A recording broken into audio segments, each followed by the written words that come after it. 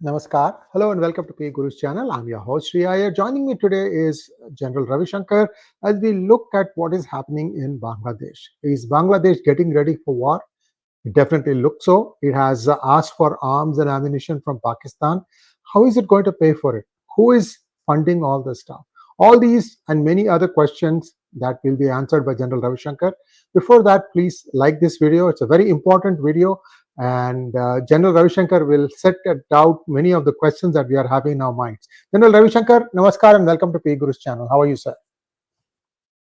Namaskar, and thanks a lot for inviting me over to the show. This is a weekly program. Let's roll because we'll lose time otherwise. General Ravi Shankar, a country that is bankrupt, its borders are completely sealed with India. It depends on India for just about everything.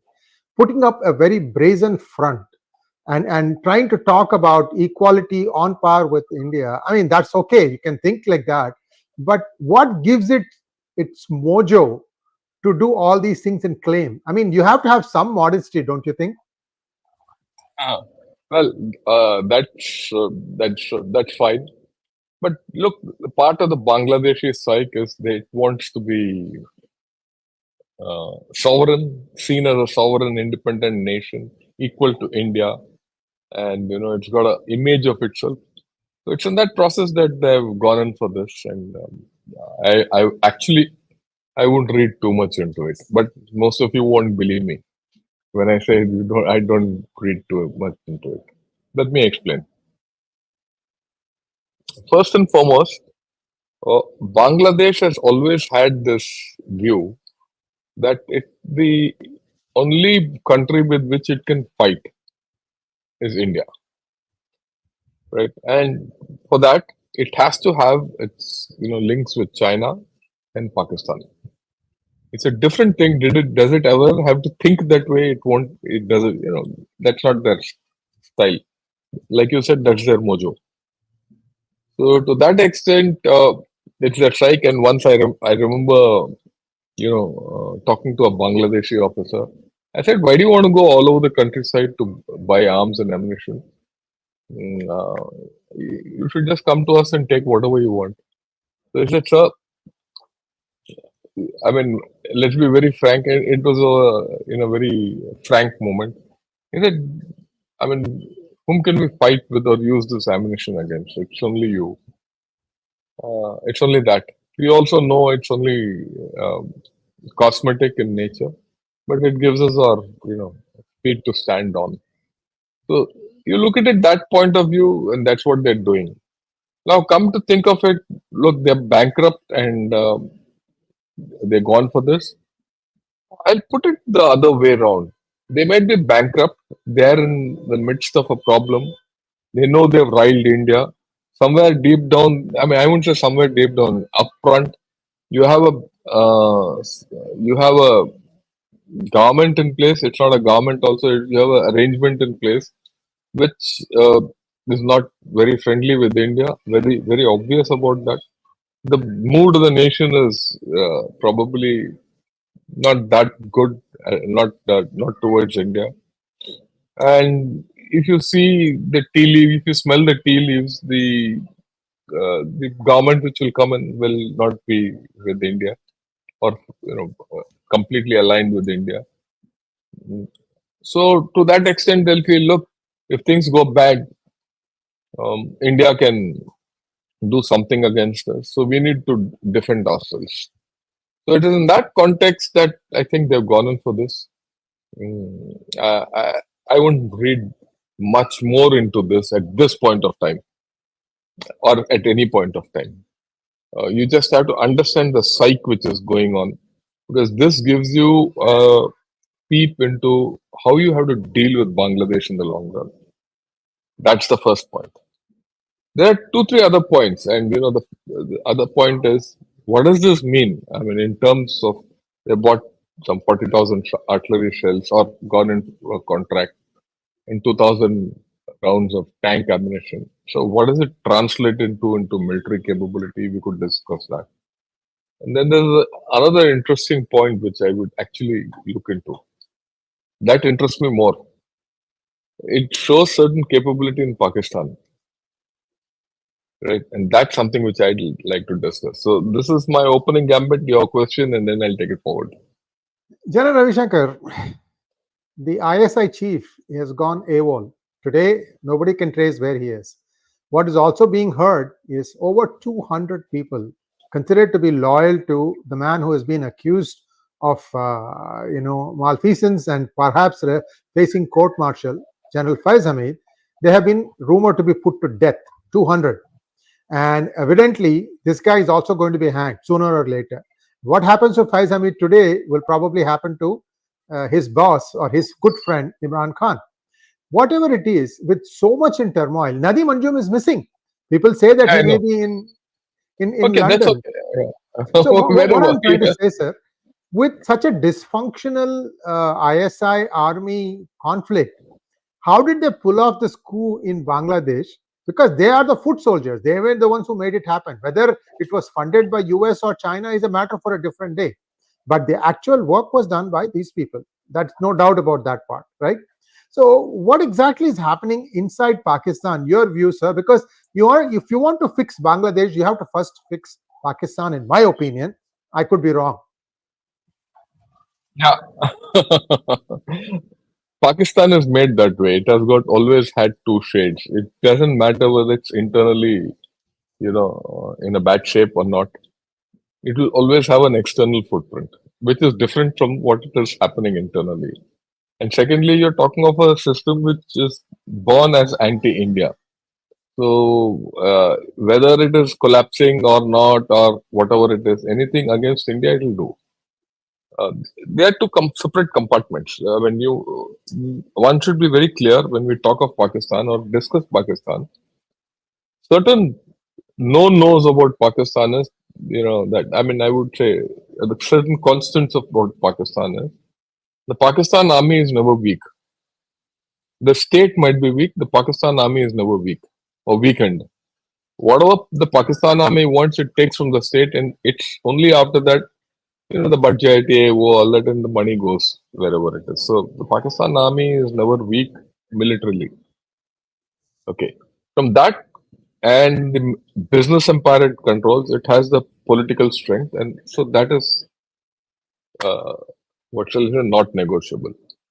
The next thing is anything against India will always be done, irrespective of other things. So whatever Pakistan does in Bangladesh or Sri Lanka, it will do something in Sri Lanka also. Don't forget it, or Maldives is given. It's nothing to be discussed about. What's happening in Pakistan? Pakistan is where it is. It will continue with what's happening in Balochistan. It will continue to suffer with what's happening in Khyber Pakhtunkhwa. Kashmir has gone cold at this point of time, but it's a matter of time. It will come back again. So Pakistan will remain in this jelly state. It will always keep running around with a beggar's bowl, and it will always go to China. It will always go to US. There's nothing new about this, and he's not going to fight. The fact is that he's selling ammunition to Bangladesh, he's selling ammunition to Ukraine, everything. So he's not going to fight. He can't. He doesn't have that kind of ammunition that he'll fight with you. So that's what Pakistan is. Pakistan is a jelly state. It will remain so, and you have to just continue to deal with it. Whether it's one Pakistan or a disintegrated set of 4 Pakistans, it doesn't matter. So that's as much as Pakistan is concerned. I hope I've answered that. Then we can talk of Bangladesh. Well, like I said, Bangladesh is blustering all these things that's happening now. There is no basis for all this stuff. If it was not for Modi helping along Sheikh Hasina for the last 10 years, Bangladesh's per capita income has grown by leaps and bounds. Granted that their population is even growing faster, that is a problem that was identified by India and had been flagged to Bangladesh that you need to take care of your population rise. And that is the direct consequence of all these riots that started out with students may have been even genuine, but it has since been hijacked by the Jamaat. Now, what I'm seeing is this injustice against Hindus is continuing unabated. Sir, I understand that India cannot just like that move into Bangladesh to try and show its strength. It takes time. I understand that. But other than making a few statements here and there, how can India stop this Hindu genocide again? Look, this you can do economically, you can do diplomatically, you can do politically. Militarily, I think that option actually doesn't exist, right? And the number of Hindus in Bangladesh are still sizable. And the next point is, while we all talk of wanting to rescue the Hindus out from there, do they want to be rescued? I don't hear that talk. So they don't seem to be saying that they want to come out, right? There's no call for that. So if that call is not there, all you can do is be a political outreach, a diplomatic outreach, and probably a economic outreach. So I don't know whether India can do anything more than that. But look, even that is quite a bit, right? There is a lot you can do in that field also. So militarily, let's be very clear, the equation is out. Militarily, India can't go enter Bangladesh and start rescuing Hindus. It's not feasible. It's a non-starter. That means you're looking at war. We should be very clear about that. And we've already burnt our fingers badly in Sri Lanka. We went for the Tamils, ultimately ended up fighting against Tamils. And the Tamils were also Hindus. So, while we are emotional about what we want to do with Hindus, to help Hindus, there's a deeper political angle to this also. General, what I'm asking is, what is it that India can do? This genocide of Hindus, or at least violence against Hindus, has nothing to do with the regime change, and yet it continues. Something has to be done to at least stop it on its tracks now. By the way, I disagree with you on that. Sir, one second.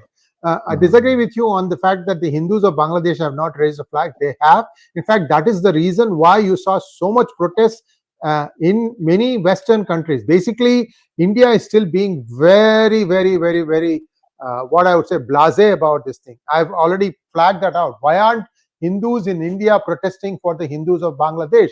I don't see that happening. But the Hindus outside have come out in numbers in support. And the reason is that they have been flagged. They know what is going on. It has been flagged. In fact, there is a consensus emerging in the United States to censor what is going on. The current government, the hand-picked puppet government of Bangladesh, that is happening. It will take some time, but it is happening. But my question, sir, is that doesn't change anything on the ground. Censor is just like I say something, you listen to it this year and it goes out the other year. What is it that India can do politically and diplomatically? Let's say military is out of the question. In your opinion, let me flip the question. What do you expect India to do?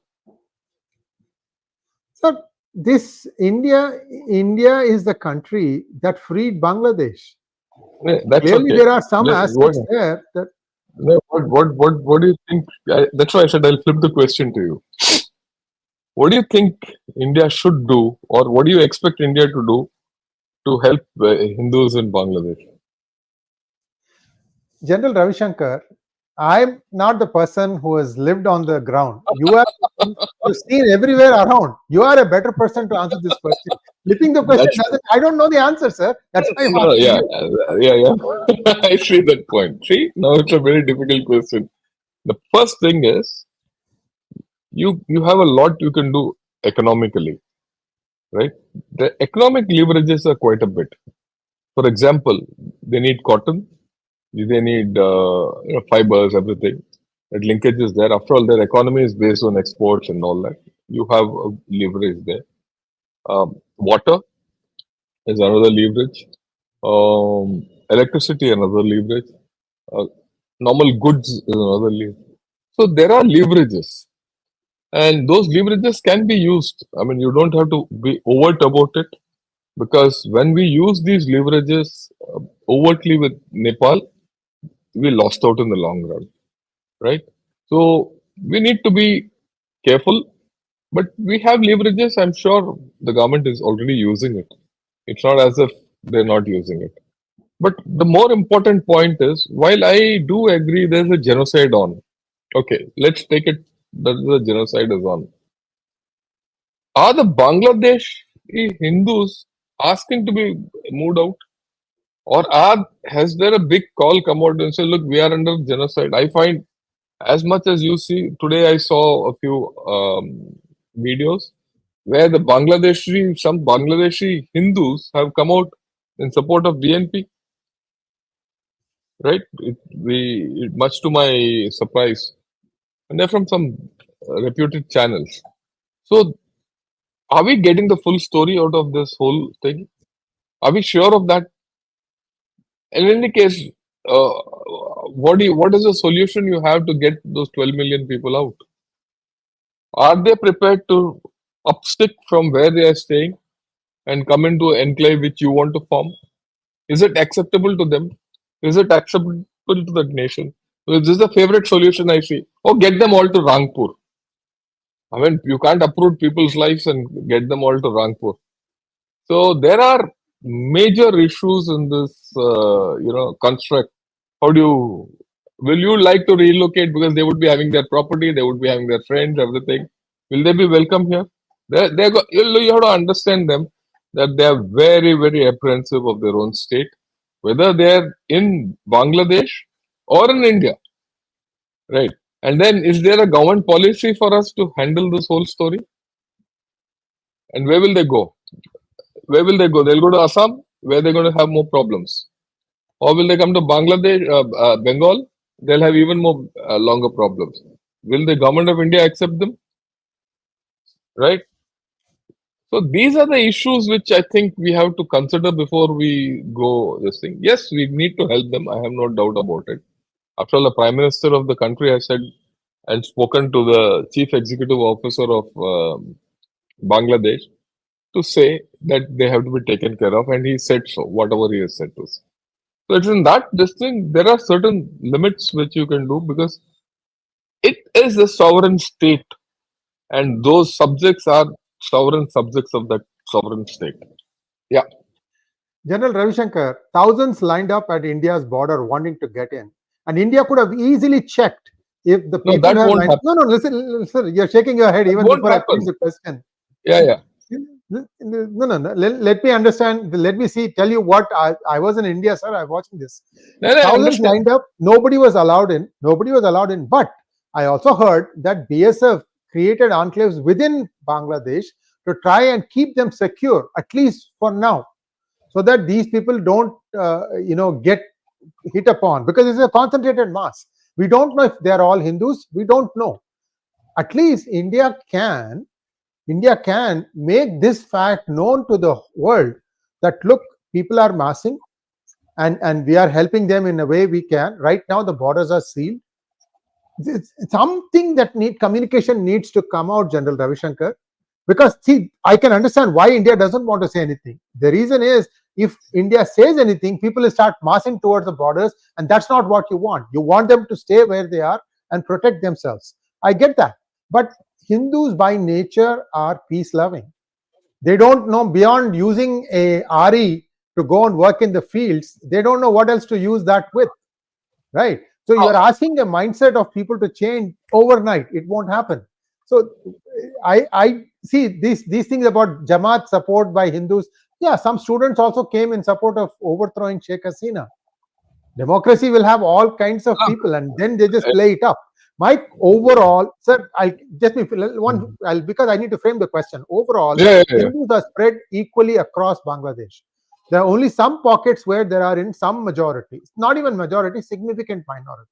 That's it, right? So today, India needs to have something that will stop this madness, sir. Come on now, India has, it can play one economic card. And let it play. That time I've already told you a few economic cards. It's up to India to play that. It's up to the government to do that. How do you know? How do you presume that it's not being done? Well, heavy rains Let caused me, no, no, floods, no, and no. they said that India opened the gates.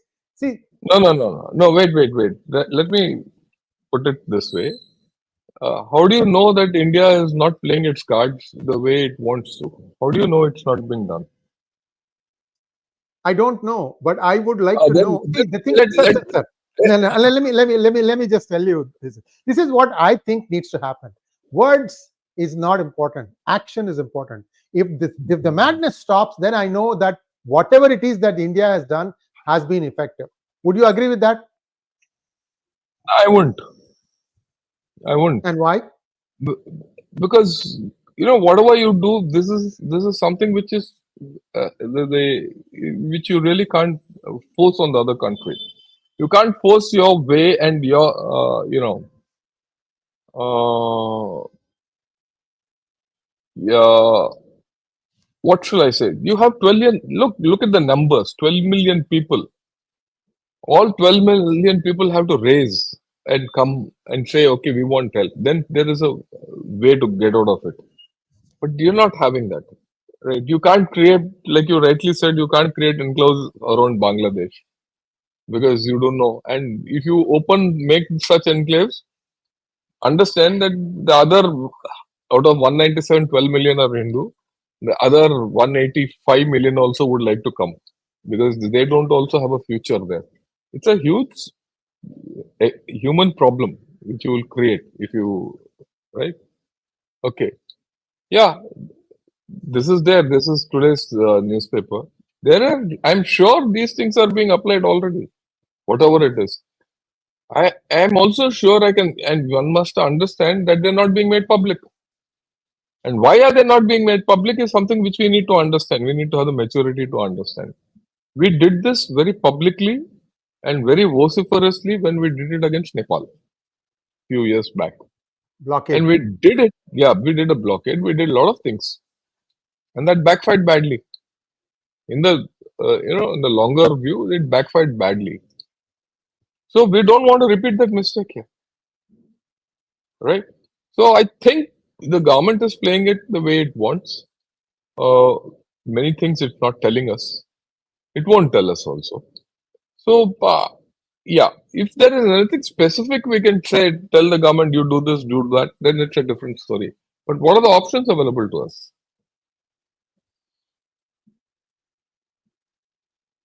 I heard that much of the electricity that has been drawn by Bangladesh has not been paid yet. The Yeah, dues it's not haven't been been paid. paid. Yeah, I agree with you. I agree with you that their dues are not being paid. Water is a problem for them. Their cotton is a problem for them. Their foodstuff will be a problem for them very soon, right? They're going to have a problem. There's no doubt about it, and they don't have another choice but to come to India.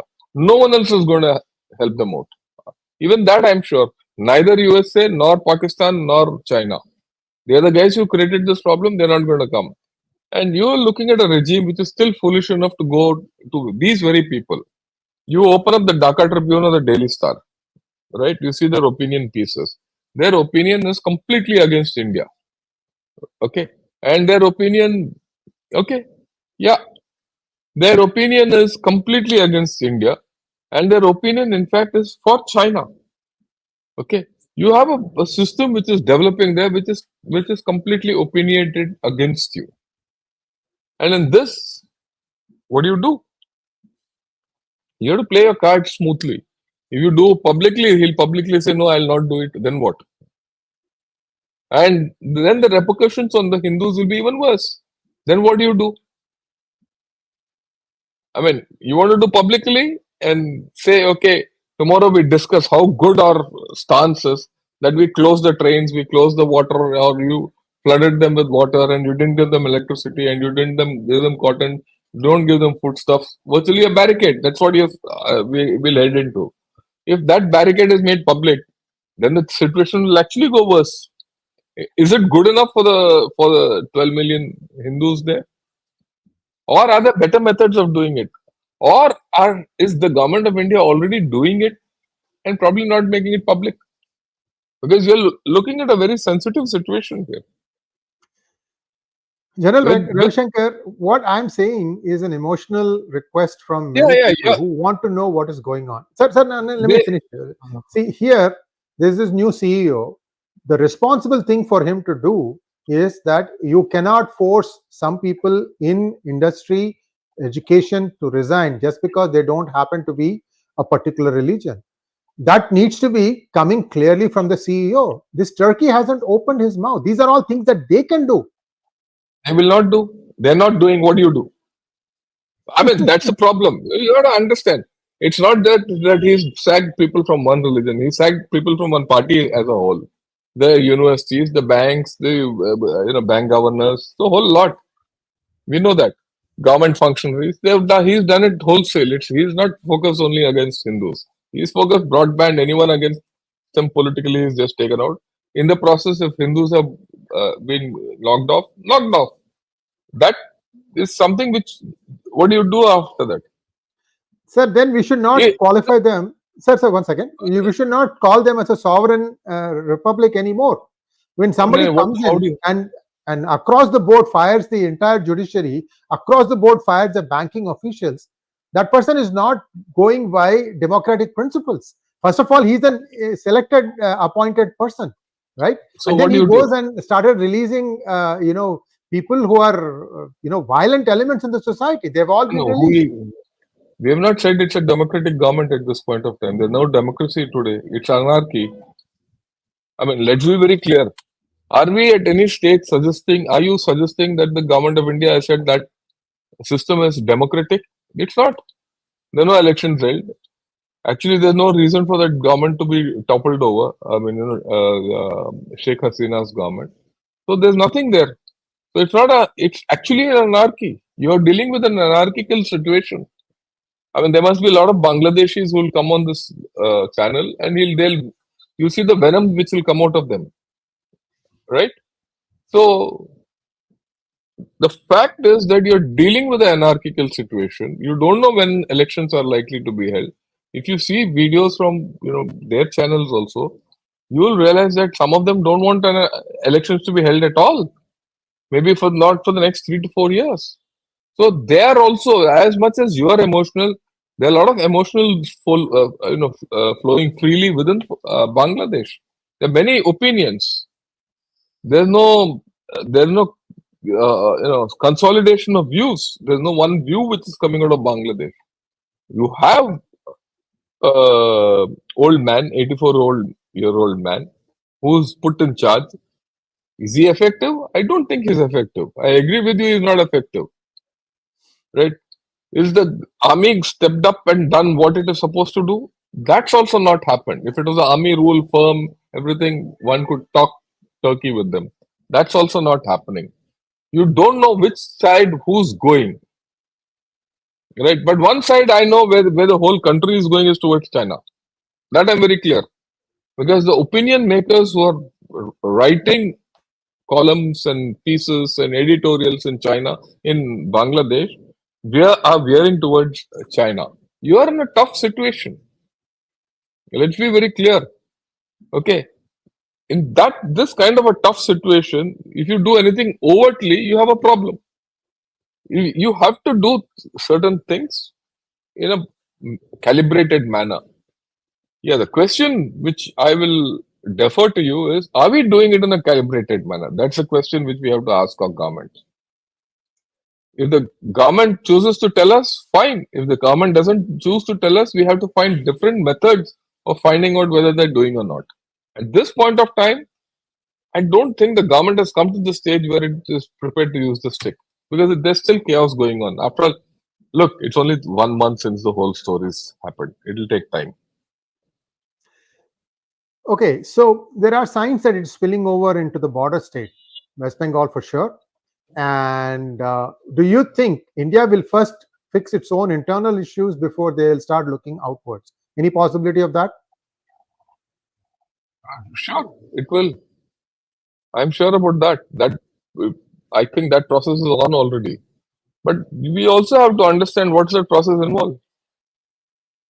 The government of India at this point of time, um, has limited options even on that, because That party in power there is completely diametrically opposite you, the government politically, right? We have political convergence on this issue?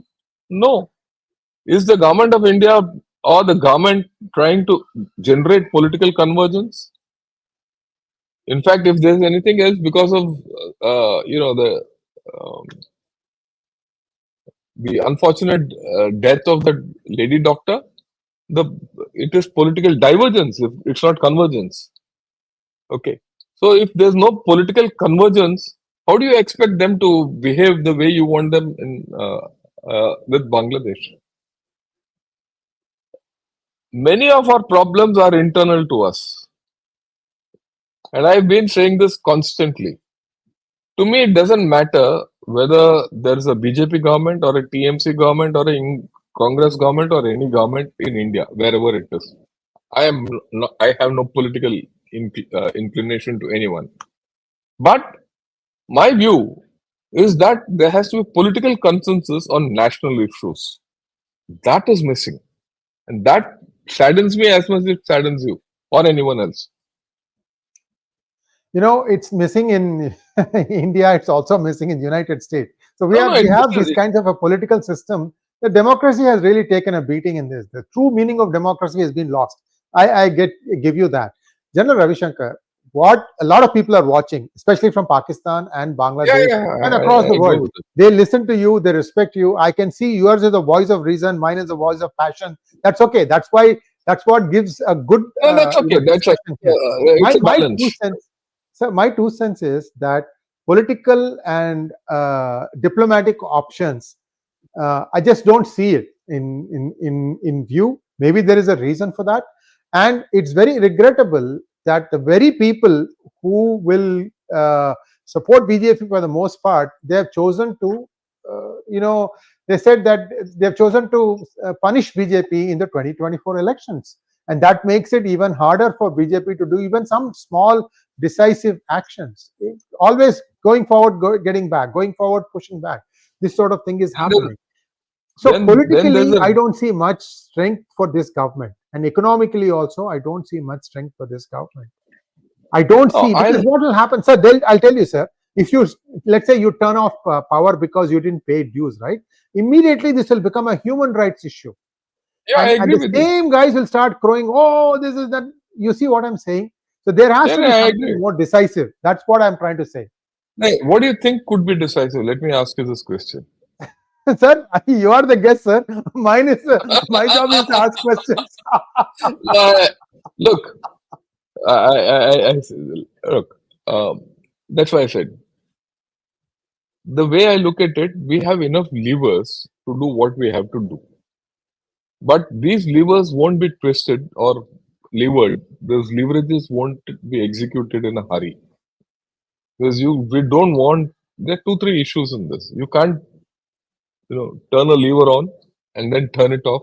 Then you look like a fool. Or backtrack. Again, you see, look at that Nepal thing. Where did the whole story of Nepal end? Where is it lying today? The discord with Nepal. It is lying with Nepal Parliament, approving a change in the borders and claiming that Kalapani area across Kali River, right? Limpudyara. And they've changed the map of Nepal. And that problem is a problem in perpetuity till you have a government which is completely aligned, a government in Nepal and a government in India completely aligned with each other. Do you think that will happen? It will never happen. Because in the past 14 years in Nepal, they have had 16 governments or so, whatever, or the other way around. In 15 years, they've had 13 governments. No government has lasted more than 1 year. If that has not happened, that issue won't get resolved. And who's instigated this? This was instigated by China. There's no doubt about it. If something like that happens here, what do? Forget about human rights. Forget about human rights. You turn off the electricity. He does something else at the behest of China. Whether they get electricity or not, it doesn't matter at that point because it's already gone. Then what do? then you are stuck with the problem in perpetuity. Okay. Or then he goes to UN and say, look, why is this man interfering in my internal affairs? Then the leverages that you have are also gone. So whatever leverages you have are strong, but you can't use them all together. You can't just go around brandishing a stick. You did the same thing in Sri Lanka, and it's taken so long for us to retrieve the situation. I mean, for many of you who were not alive, I wouldn't say alive, who were not aware of the conditions when we went into Sri Lanka, at that point of time as IPKF. And if you know the lead up to the Tamil problem there and everything, we went to rescue the Tamils and we started fighting against them. That's where the whole story. So there's a lot of sensitivities involved before we do anything. It's taken us nearly 30, 40 years to pull back the situation in Sri Lanka. So we can't afford to go back to that kind of a situation. You can't let the whole thing go down emotionally. You have to be very cool about the whole affair. When such an upheaval has happened in a country, there will be issues. There will be issues, right? So, or you can always say, okay, if you're prepared, uh, any Hindu wants to come, you can come. But will states accept them? There's an internal problem. Which state will accept them coming from there to here? Who will accept them? Does the government of India have a plan for 12 million people? So we don't have a political plan. Unless you have a political plan, all this can't be done. In any case, under the conditions, it's best that they are there and we manage them there, right? And as good Hindus. So I think to expect that the government of India should do everything in the visible spectrum, in the public spectrum, is asking for too much in this kind of a situation.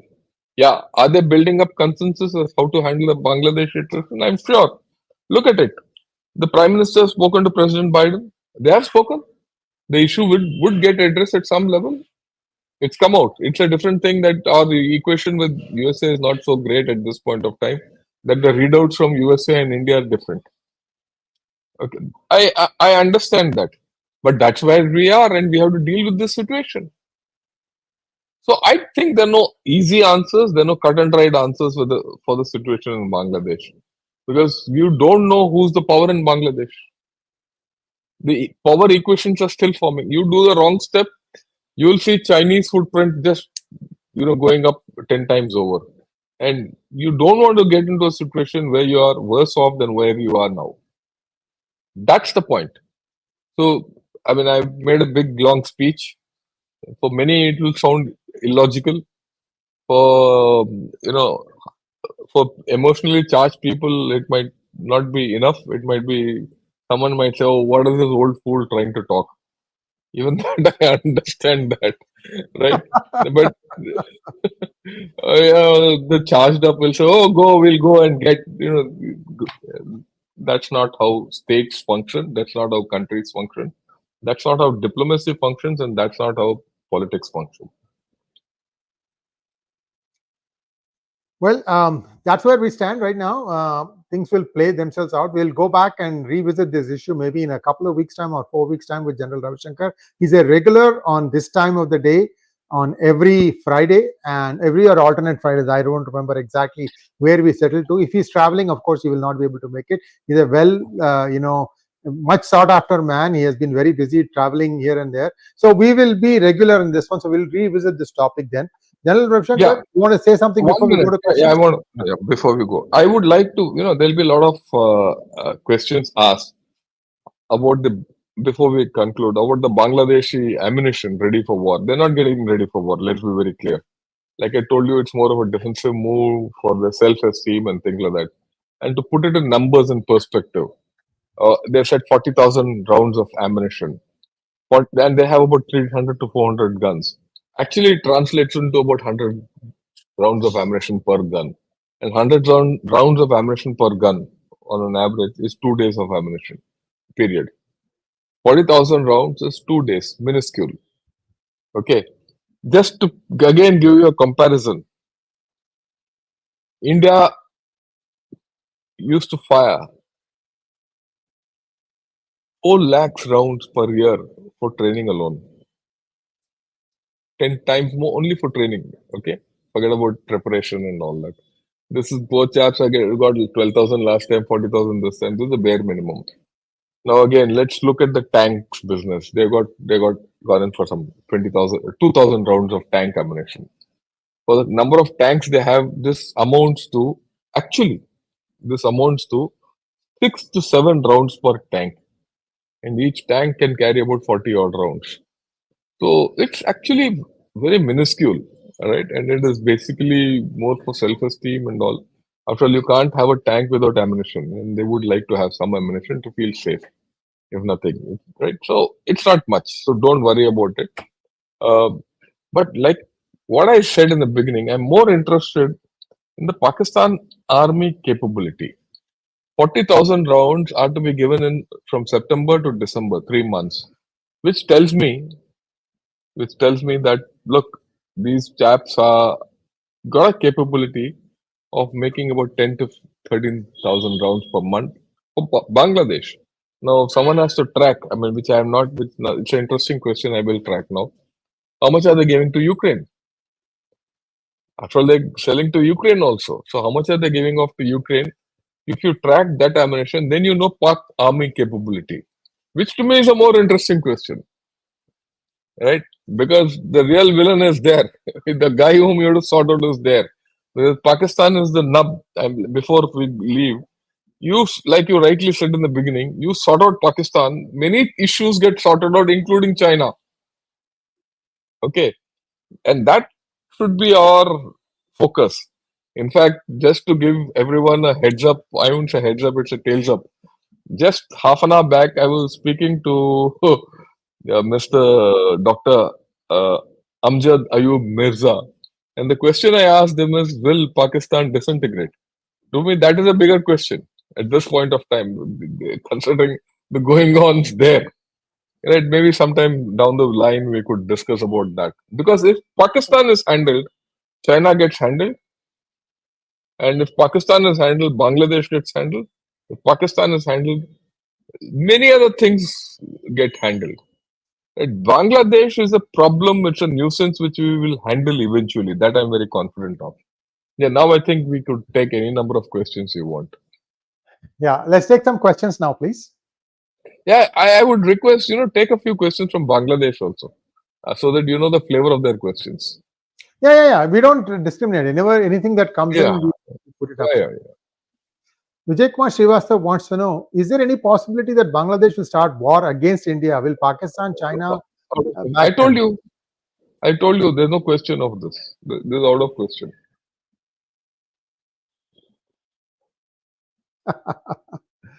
Maithili wants to know, Namaskaram Shankarji, has Mamata Banerjee the power to meddle with chicken neck? No. Period. No. Sometimes I wonder if both Bangladesh and Mamata are trying to somehow instigate or trying to get a rise out of the center to try and say that, so that they can start playing the victim card. I just wonder. No, I'll not go into that question. Jack, in and out of the box. You have to remember that. You have to remember that I've been an army officer for 4 decades. Right? I still serve the government. So my respect for the government, it doesn't matter which party is in power, is paramount. And my respect for the Constitution of India and the chief ministers, which the people of that state have selected, is still there. We might have different opinions on the quality of the chief ministers. That's a different story. They might have different opinions from what 4 people other have. That's a different story. So those questions that I will even not entertain. That's not in my lexicon, right? So we'll keep it at that. Yeah, please. Next one, please. Jack, in and out of the box. Are Bangladeshi top military brass also engaged in making money for themselves and holding it in foreign land like the Pakistan? There's no evidence of this. Sir? There's no evidence. There's no evidence of Bangladesh is doing what the Pakistan army does. Next one, please. 𝗏𝗏 Kothari wants to know, one latent question remains. Why are we not viewing it as a religiously motivated war? Bangladesh army and BGP are showing true colors. Government is releasing terrorists every day. Need to step up. I don't think we have gone to that level as of now. We shouldn't get carried away. There are still voices of reason within Bangladesh which are coming out. We might believe them, not believe them, but they're coming out. Even if they're dying embers in a coal pit, you need to fan them. But if the moment you start looking at it as a religiously motivated war, then those will also be extinguished and the case is lost. Then you can keep dealing with a religious problem. Right? That's how it is. Next question, please. You can't hold the government, that government, you can criticize that government, but you can't say, why are they doing it? It's that government, it is not your government. Will you allow, look, let me put a different question. When the US government or the Chinese government or some other government talks about our government, how do you react? How do we react? We say, get lost, it's not your job. We'll know how to look at it from our internal viewpoint, we'll take care of ourselves. The same thing you granted to those people in Bangladesh. If you interfere too much, they'll say, get lost. Then what do you do? So let's have some balance in the way we think. Next one, please. Thank you, Rakesh Joshi. Stop issuing new Aadhar card, as almost all Indians receive the same underage, should receive linked to their parents. Stop legalizing illegal immigrants. Yeah, I agree with you. This is something which is valid. But let me tell you how it is done. You'll be surprised. You'll be surprised at how it is done. There's a fully organized mafia doing this. And that mafia is in India, and it's not in Bangladesh. Right? And that mafia exists right up to Rajasthan, incidentally. It's not only in, if someone say, no, that mafia is in Bengal, it doesn't happen so. These Aadhar cards are issued all over, including in Chennai. Okay? And these Aadhar cards are not issued only for Bangladeshis, they're issued for Nepalese also. So you have a problem within ourselves. So I don't think we should, I think it's a good question also. We have to look within ourselves. And this cuts across party lines. It doesn't matter whether it's a BJP government or a DMK government or a TMC government or some other Congress government. All our government systems are involved in this racket. And there's a racket, I'm telling you. You want proof? I can substantiate it. So we have to look within ourselves in this matter. NN wants to know, thinking aloud, sir, India should give up its neighborhood first policy, stop giving them funds, allocate some funds to defense forces for faster upgradation to fight multi-front war. Thoughts? Look, you can't give up your neighborhood first policy. Okay. So you want to give up your neighborhood and fight in far lands. Right? Do you have a clue of what is involved in this multi-front upgradation to fight multi-front wars? That means you want to fight with your neighbors, you fight with the whole world. Are you that kind of a power? You just look at China, what's happening to China. Till 4 years back, China was very nice with its neighbors. It had all great things going. Look at what's happening to China. Look at it. It's now picked up a fight with South Korea. It's picked up a fight with Japan. It's picked up a fight with Taiwan. It's picked up a fight with Philippines. It's picked up a fight with Vietnam. Just yesterday, Vietnam and Philippines signed up a defense treaty. Right?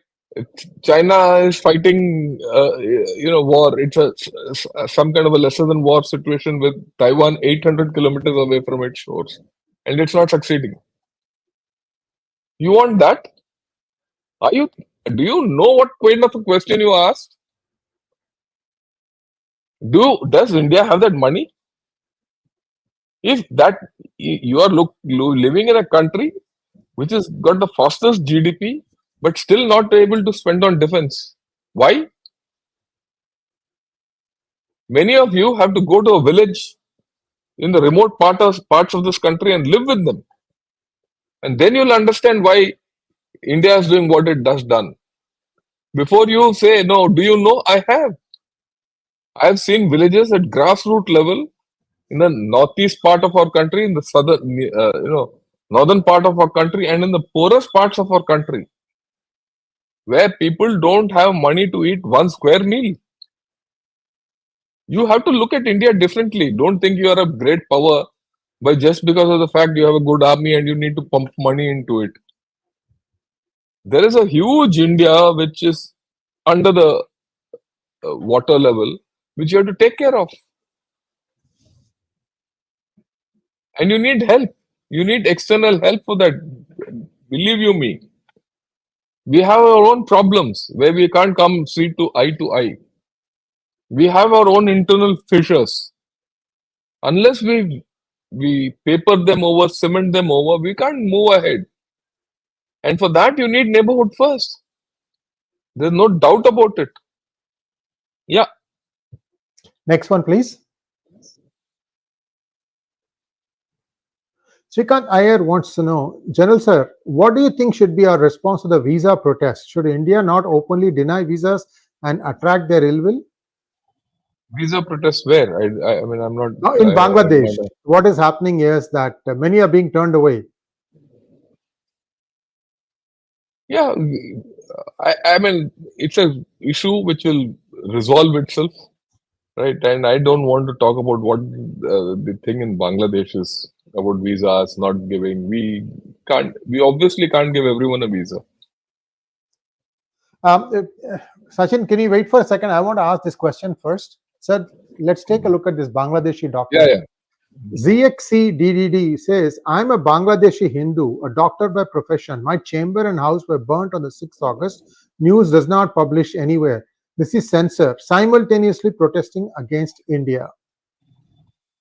So you said you asked one question, right? You asked one question. Why aren't the Hindus protesting? I will also tell you, sir, yeah, there's one more. There's a guy who's playing cricket for the team, Bangladesh team, Liton Das. His house was burnt too. I agree with you. I'm not saying no. I'm not saying that houses are not burnt. I empathize with them. My sympathies go out to them. In an upheaval of the kind which has happened in Bangladesh, there will be these people, I would put it, I mean, these are the unfortunates of that situation. And there may be more. The point is, what should our response be to prevent it from happening more? That's the point. Right? And this is their country. It's not, they're citizens of that country. If that country disowns them, right, then we'll see what to do. Has their country disowned them? Do you have a policy that you can take all of them? It's two ways. I agree. I mean, I empathize with him that his this poor man, his house has been burnt. That to a doctor. And I think the people around him are stupid guys. But would he like to shift out? He's silent on that. See, implicit in this, he's not saying that I want to shift out and someone is denying me visa. Has he tried also? We don't know. Sir, these things are instigated by a few individuals. There has to be an underground way of conveying that. I'm sure there is. Yeah. There should be an underground way of finding those people and taking care of these people, because that's how this will stop. This is not the armed Bangladeshi who is doing this. This is some people who are motivated to do this. They've been given money, they've been given material to do this. And those people have to be taken care of. I don't know what is the thought process there. All I know is India, sir, one second. All I know is India really considerably weakened its assets of raw in 1971 after the liberation, which they should have not done. This is a raw person writing in his book. So I don't know if that situation has been changed now. You can't obviously say yes or no to that question. Clearly, sir, people say that India knew for 6 months that this is coming. I don't buy that. Over to you, sir. Look, these are all, these are all, what shall I say, straws in the wind. You can't catch them. Right? You should take care of. How do you take care of people who are creating trouble in a society? You can't take care of people who are creating trouble in your society. You are asking us to go and take care of people in other society. It can't happen. These are all things which can't happen. Right? We have our own issues. How do you go and sort out there? And I also refuse to even consider the fact that our intelligence agencies didn't know what was happening. We knew what was happening. Didn't we know when the Hey India Out campaign started? Didn't we know when things were going? Actually, look, if you very coldly look at it, 21st July, it's a headline from a Bangladeshi newspaper where the student leader has said, I withdraw protests. I withdraw everything. After the Supreme Court of Bangladesh said that we will not have reservations, or we'll postpone the final thing to another day. And even Sheikh Hasina concurred, and she expressed had some kind of consensus thing. 21st July. By 5th August, 15 days, everything changed. How? You see, you plot the timelines: actions by India, actions by China, actions by Pakistan, actions by America, and actions within Bangladesh. You'll see a picture emerging. It's What not did India do, as sir, if we in those 15 days? have a look at what statements have come out from some of our leaders. Have a look at some of the statements, and they have nothing to do with Bangladesh, incidentally. Sir, you They have nothing to do with proved my Bangladesh. point. You proved my point. Sir, one other thing is the distressing similarity between what happened in Manipur and what happened in Bangladesh. A High Court judgment. Sorry, I don't agree with this. I don't agree with you at all. Because okay, we'll do this compare contrast another day. No. There's comparison between what's happened in Manipur and what's happened in Bangladesh, to completely different issues. There's no comparison. There is no common ground for whatever has happened. Yeah. Next question, please. Ragul wants to know, like Maldives, Sri Lanka, Bangladesh also have chaos. Should India need to have broader game plan for neighbors in future, irrespective of who is in power, instead of damage control? Yeah, I think that's a good question. We need to do that. We need to have a broader thing. And look, this is a wave which has happened. If you see, our relations with neighbors has always been episodal or episodic, right? At times we've had very good equations with Maldives. At times we've not had so good equations with Maldives. We've had good equations with Sri Lanka, sometimes not. And the same thing with Bangladesh. You also have to understand you're contending with a malevolent power like China and Pakistan. They have their footprint. They have their capabilities. And you don't have certain capabilities which they have.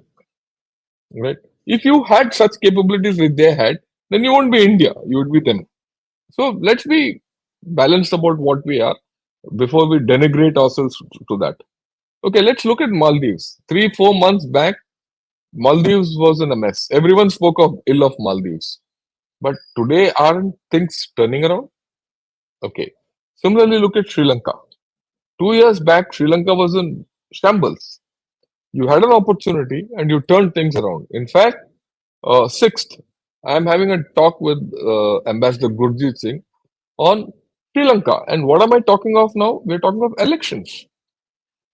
We're going to talk of the scenario in Sri Lanka and as far as elections are concerned, the various parties and how they're doing, and it includes some left parties, some right parties, the old parties who are now no more in favor. There's a change. 2 years down the line, a lot of changes happened. So we've actually, the way we are handling things in Sri Lanka, a lot of things have changed. I mean, for those of you who don't know, just 4 days back, 3 warships entered the Colombo port and so did an Indian warship. And those 3 warships were Chinese warships. And an Indian port follows them in there.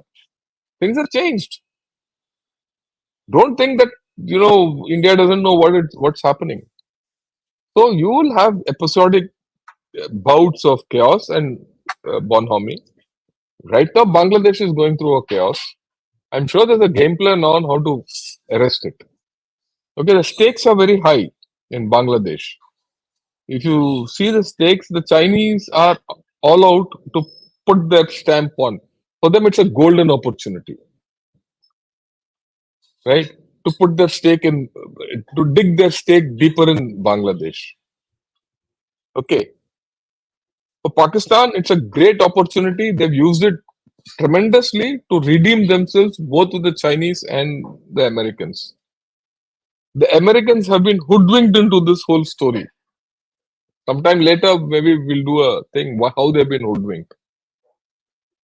And my suspicion, my surety is that a lot of this talk has gone on between Prime Minister and President Biden. Well, look, you chaps did this. You see where it is. Is it in US control anymore? No, they put a geriatric out there, and I don't think he's in control also. The way things are moving is there are issues, there are layers which we have not touched upon. Okay, today we focused on one part of the story. Okay, what do? We need to have a game plan. That I agree with you. What kind of a game plan? The game plan has to be all encompassing. Do we have one? We don't have one. It's coming out in bits and pieces because, like I said, we need to have internal cohesion. So that is how I view the whole story. Yeah.